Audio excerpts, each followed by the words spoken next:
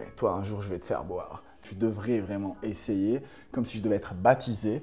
Et moi, j'étais, bah Tu non, devenais un challenge pour des mecs. un challenge, une cible.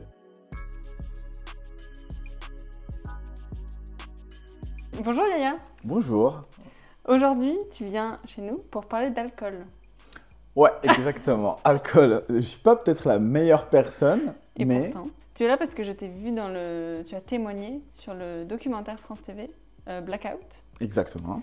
qui est sorti. C'est un docu où on parle de l'alcool et des jeunes. On parle de l'omniprésence de l'alcool dans les soirées étudiantes notamment. Exactement. Et l'idée, c'est qu'on parle un petit peu des idées reçues sur l'alcool, des clichés. Je commence par te lire une liste d'idées reçues, mais tu pourras y répondre qu'à la fin, ok? Parfait. L'alcool, c'est un vecteur social. Les dangers de l'alcool, c'est tabou en études supérieures. Oublier ses problèmes par l'alcool, c'est une forme d'alcoolisme. Vomir en soirée, c'est devenu un objectif. Et enfin, ceux qui boivent beaucoup, c'est ceux qui sont tristes. Voilà, j'ai dû faire une petite sélection parce que les idées reçues sur l'alcool, il y en a quand même beaucoup. On va voir ce que tu en penses après. Est-ce que tu peux commencer par te présenter, s'il te plaît? Donc, je m'appelle Yaya, j'ai 23 ans, je suis étudiant en dernière année d'école d'ingénieur, donc grande école d'ingénieur après prépa scientifique. Je suis italo-marocain, je me présente souvent avec ça, donc j'ai un background culturel assez diversifié. Les gens me connaissent parce que je partage ma vie étudiante depuis la prépa et à cause de mon bac, mais voilà. Comment ça, à cause de ton bac? En fait, j'ai eu 20,42 au bac et il y a eu France 3 Hauts-de-France qui a fait un tournage sur moi. Un mec chauve avec un giga bouton sur le front, c'était moi. Et depuis, chaque année, je reçois félicitations pour ton bac, alors qu'il date de 2019. Tu disais tout à l'heure, on parle d'alcool, mais tu n'es pas la meilleure personne pour parler d'alcool. Pourquoi? Je suis musulman et donc par conviction, je ne bois pas d'alcool, mais dans mon entourage, bien évidemment, je côtoie mes amis, meilleurs amis, ou tout simplement des collègues ou camarades qui boivent de l'alcool tous les jours sans aucun problème et ça ne me dérange pas d'être avec eux, en tout cas. T'as jamais essayé? Non, je n'ai jamais essayé, je suis jamais tombé dans le piège si j'utilise les mots de certains. J'ai jamais craqué, même pas juste testé. On m'a dit, ah, ce cocktail-là, par contre, il est vraiment très bon, tu devrais vraiment essayer, comme si je devais être baptisé. Et moi, j'étais genre, non, désolé. Sans jugement, bien évidemment, je ne juge aucune personne qui boit ou qui Évidemment. boit un tout petit peu, chacun sa vie. Chacun fait ce qu'il veut, Exactement. évidemment. Est-ce que quand tu arrives en école d'ingé, l'alcool a une place importante? On arrive en école d'ingénieur très souvent après 2 ans de prépa. Donc il faut se dire, parenthèse sociale. On est Ok. devant les livres et on fait que des maths et de la physique tous les jours pour 2 ans. Enfin, Donc on a en fait oublié ce que ça voulait dire être au lycée, même faire la fête quand on était jeune. ok. On arrive en école d'ingénieur, première semaine, c'est l'intégration. Donc automatiquement, il y a la fête qui est omniprésente, l'intégration, mais dans la fête, un élément principal et qui est partout est l'alcool. Donc tu sors de 2 ans de prépa. Oui. Au lycée, tu faisais déjà un petit peu la fête ou pas? Oui, moi, un Marocain fait toujours la fête. Les mariages marocains, sans alcool, qu'avec du thé marocain, on tient debout. Donc oui, moi, j'étais quelqu'un qui faisait de la fête avec ses potes sans T'as problème. eu 20-42 au bac et t'as quand même fait la fête à côté. Ah, j'étais basketteur aussi. Je suis jalouse. Hein. Oui, oui, l'un n'exclut pas l'autre. Oui. Mais c'est vrai que la prépa, par contre, c'était prépa Ok. plus Covid. Hein, donc, Ah oui. on oublie tout. Donc petite parenthèse de 2 ans, est-ce que tu te souviens de la première soirée un Oh, peu Ouais, je me rappelle, parce que je pense que j'en ai fait aussi un TikTok. On arrive le matin avec ses parents, sa famille, on pose nos affaires, on prend le logement étudiant et tout, etc. etc. Bye bye la famille, ils rentrent chez eux. Tu es tout seul avec 200 nouvelles personnes de ta promo et X personnes des autres promos dans cette nouvelle école, nouveau monde, t'es personne. Et donc, quoi faire, genre comment dire bonjour. Et moi je me rappelle que moi donc juste j'essayais de briser la glace avec les gens, mais automatiquement les gens sont réfugiés entre guillemets dans l'alcool. J'ai déjà entendu dire heureusement qu'il y a l'alcool, sinon j'aurais jamais parlé à cette personne, j'aurais jamais osé, etc., etc. Oui, parce que tu te sens plus à l'aise, tu te sens plus courageux. Ce qu'on me dit, on me dit que plus courageux, c'est plus naturel, c'est instinctif, je réfléchis plus. Après, ça dépend de combien de verres. Au bout d'un moment, ça fout. Ouais. Après, il y a l'alcool triste, ça sort l'ex d'il y a 3 ans. Oui, j'ai eu le droit à tout. Et alors toi, tu arrives à créer un petit cercle social sans alcool? Bah, en fait, la question, c'est qu'on arrive en école d'ingénieur et on se dit, soit je m'intègre, soit je m'intègre pas. Ouais. Soit je rentre dans le jeu, soit je rentre pas. Et au-delà de l'alcool, la vie étudiante est une vie assez intéressante, riche en émotions, en expériences, une montagne russe. On s'embrouille pas, des dramas, pas des dramas. C'est vraiment sympa. Et donc, moi, étant donné que ça me plaît et j'aime bien avoir des potes, etc., et avoir un cercle large, je me suis dit, je vais pas me couper de ça que à cause de l'alcool. Et surtout, je me disais, allez, à 20 ans, 21 ans, les gens vont faire un effort. C'est pas parce que j'ai un iced tea dans les mains qu'ils vont pas me parler. Certaines personnes, parfois très admiratives, elles étaient là. Comment ça, à 5 h du mat, t'es encore là, Yaya? Et moi, j'étais, bah oui, la soirée n'est pas encore finie. Moi, je suis encore là. Avec, certes, je pense, mon sucre dans le corps skyrocket, mais bon. Mais le leur aussi, t'inquiète. Donc, j'étais là. Mais d'autres personnes, par contre, c'était plus ah, toi, t'as toujours pas craqué. Ah, c'était là. Yaya, t'as l'air un peu. Bah non, je suis juste fatigué. Hein. J'ai pas l'air. Non, t'inquiète, j'ai pas bu. Et donc, pour certains, j'étais, entre guillemets, un héros. Parce que j'ai osé casser la règle. Parce que j'en connais des gens qui sont juste éclipsés. Ils ont dit, moi, je bois pas, je peux pas rentrer. Moi, j'ai dit, non, non, non. Les règles, on va les changer. Moi, je vais jouer. Je vais faire du beer pong en buvant du Schweppes agrumes. Il n'y a pas de souci pour moi. Et pour d'autres, par contre, plus on va les appeler traditionnalistes des règles des écoles, ils étaient non, soit tu craques, soit. Moi j'étais soit quoi? Et ils étaient genre, mais toi un jour je vais te faire boire. Et moi j'étais, bah tu non. devenais un challenge pour des mecs? Un challenge, une cible, et même mes potes ils me disaient, t'as un caractère fort. Moi je leur dis oui, mais au fond de moi j'étais là, ah oui, je suis une cible. Il y a déjà des gens qui ont essayé de te piéger? Ah, je t'ai mis du jus d'orange et en fait, ils t'ont mis de la vodka ou un truc comme ça. En école, non. Même s'il y a toujours la blague, mais vas-y, essaye ça. Bah, allez, c'est juste pour dire chin-chin, bon, c'est un verre de champagne. La blague, quand elle est répétée, on se demande donc s'il y a une intention derrière ou pas. Bien évidemment, je dis pas que tout le monde est mal intentionné, mais certains, il faut se le dire, un challenge, ils doivent le gagner. Bon, ça fait 4 ans, personne n'a réussi. Est-ce qu'il y en a qui te catégorisent chiant? Ah ok, lui il boit pas d'alcool, chiant, je vais pas m'amuser avec lui. Et les gens me disent chiant, soit parce que tu essaies de rentrer dans un jeu qui n'est pas pour toi, donc juste casse-toi, ou chiant parce que tu arrives et tu imposes qu'on adapte les jeux pour toi. Ah oui, mais tu bois un Schweppes agrumes, c'est trop facile de faire cul sec. Ah bah, je suis désolé, essaye un Schweppes agrumes froid avec les bulles. C'est pas si facile que ça parce que ça remonte. Et c'est pas facile en fait. Mais eux, ils vont rester, non, il faut le faire avec la bière et tout. Moi, je dis, bah non, ça marche pas comme ça. On va organiser un repas par exemple autour, le thème c'est boire, en mangeant, mais boire. Et donc, je serai pas invité. Alors que parfois, c'est même mes amis. Ah ouais. Mais pourquoi vous m'avez rien dit? Et non, mais il y avait de l'alcool. Mais depuis quand ça m'a dérangé l'alcool? Bah, Genre, depuis quand je vous ai dit, ne buvez pas devant moi? Moi, tant que je touche pas, je touche pas. Moi, je ramènerai mon iced tea ou mon coca. Ah, on n'y a pas pensé. 1 fois, 2 fois, 3 fois, pendant 4 ans. Au bout d'un moment, j'ai lâché l'affaire parce que bon, je ne me cherche pas trop loin. Mais on va découvrir derrière que c'est, ouais, en fait, flemme d'avoir Yaya à côté de nous qui ne boit pas, en fait. Et donc, toi, tu arrives à t'amuser sans alcool à une soirée?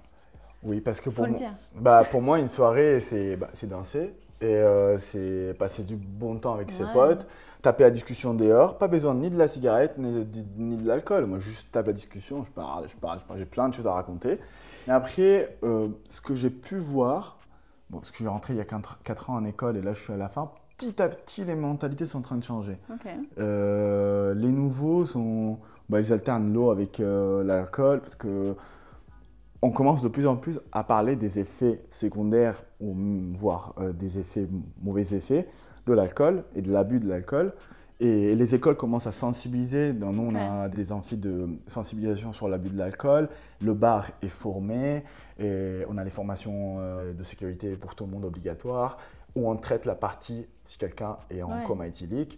On commence à se poser des questions. De toute façon, la vente de l'alcool est bien réglementée avec les licences et tout. Donc, de ce côté-là, il n'y a pas de souci. C'est juste les mentalités qui doivent pour moi un peu évoluer. Mais oui, il y a encore du travail à faire. Et pour moi, c'est aussi faire comprendre qu'on peut faire la fête sans l'alcool. Parce qu'il y a encore ce rapport à l'alcool qui est le jeu, Toujours plus, toujours plus. Le jeu est pour moi aussi le vecteur social. Comme on disait, c'est le fait que certains, pour s'affirmer, c'est grâce à l'alcool. Et pour s'affirmer dans tous les sens, dans le sens soit s'ouvrir, parce que juste ils sont timides, ils n'osent pas parler, soit c'est pour montrer leur supériorité dans le sens, moi je bois beaucoup, donc je suis supérieur. Moi je bois très raffiné, quand on commence à parler de vin, de champagne, donc je suis supérieur. Moi j'ai une culture très vaste sur l'alcool. Je peux te reconnaître les vins, l'onologie. Encore, l'onologie pour moi c'est tout à fait honorable, mais les bières, je peux t'en parler des 5. Ah non, celle-ci elle est 8 degrés, tu t'es trompé, tu pensais que c'était une 5 degrés. Ou minimiser les bières qui sont que de 4 degrés, de 3 degrés, je ne sais pas si ça existe, mais des. Voilà. Et donc c'est un vecteur social pour, dans un milieu qui est l'école d'ingénieur, créer entre guillemets des rangs ou des classes, entre guillemets, genre des groupes. Et c'est ça, moi je trouve très con. Genre. Est-ce que tu trouves que les étudiants ont un problème avec l'alcool? Certains, oui. Certains, oui.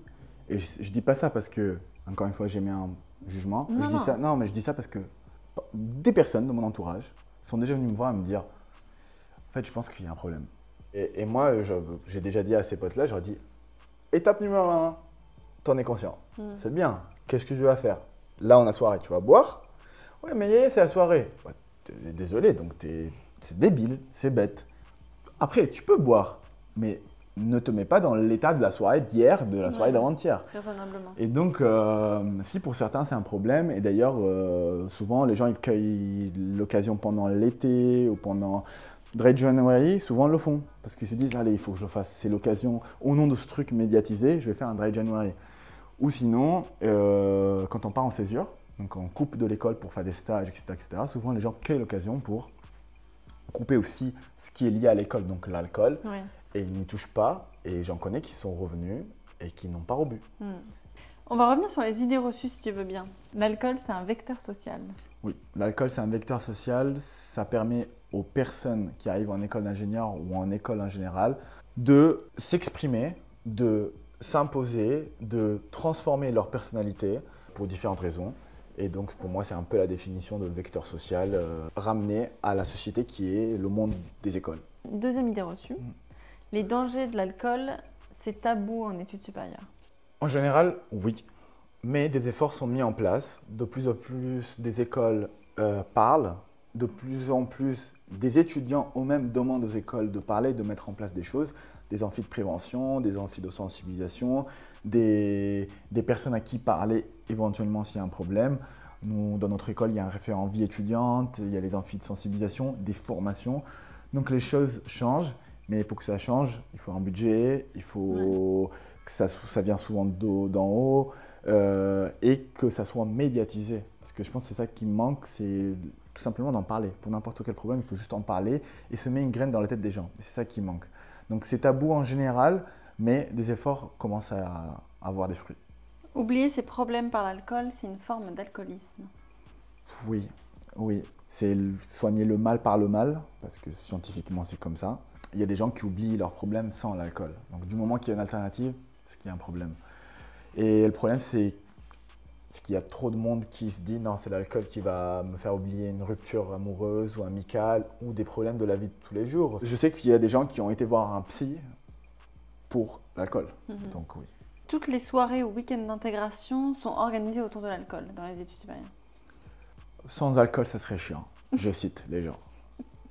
Pourtant, l'alcool, c'est que dans la soirée de la période d'intégration. Pendant la journée, heureusement, il y a des activités sportives, culturelles, de tradition, de jeux ludiques, etc., etc. La soirée, par contre, tourne autour de l'alcool. L'intégration en entière, non. Mais la soirée, oui. Vomir en soirée, c'est devenu un objectif. Alors moi, je ne dis pas que c'est vrai 100%. Et j'ai envie de dire, même certains, leur objectif, pour montrer leur supériorité, c'est de ne pas vomir.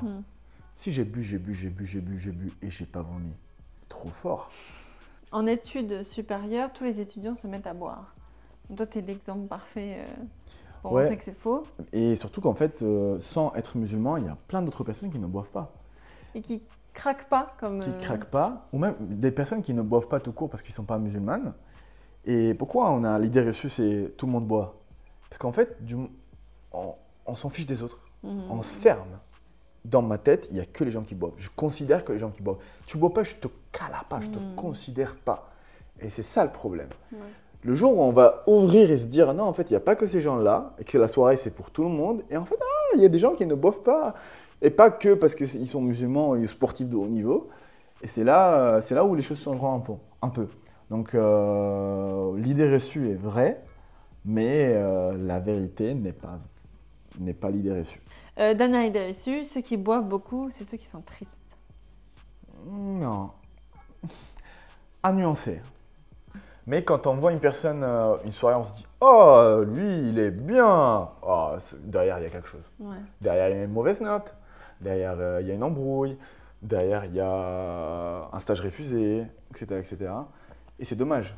C'est dommage. Moi, je me dis ouais, une note, c'est bon, on relativise. Un stage refusé, vaut mieux que le système en termes de stage s'améliore plutôt que toi, tu mettes en péril, tu risques ta santé. Encore une fois, pour moi, il faudrait donc sensibiliser sur le lien entre l'alcool et mood et santé mentale. Et alors, mot santé mentale, dans les écoles, et alors là, si l'alcool, on en est à là, la santé mentale, il en faut du temps. En ayant été au BDE, sondage bien-être, etc., etc., mais en soi, on n'est pas formé pour, donc c'est compliqué, etc., etc. Mais dire le fait qu'on se pose des questions, petit à petit, moi je l'ai vu en 4 ans, comment les choses ont évolué. Et je pense qu'un jour, on fera le lien entre santé mentale et alcool, pour un étudiant en école d'ingénieur, école de commerce, médecine, n'importe quelle étude supérieure. Merci Aya. Merci beaucoup. Est-ce que c'est quoi ton message de fin? On n'est pas obligé de boire de l'alcool? Non, on n'est pas obligé de boire de l'alcool, mais surtout, les gars, testez les jeux d'alcool sans alcool. C'est aussi drôle. Merci beaucoup. Merci. Et du coup, on te suit sur les réseaux. Ouais, Yaya Achou. Ok, trop bien. Merci. Merci.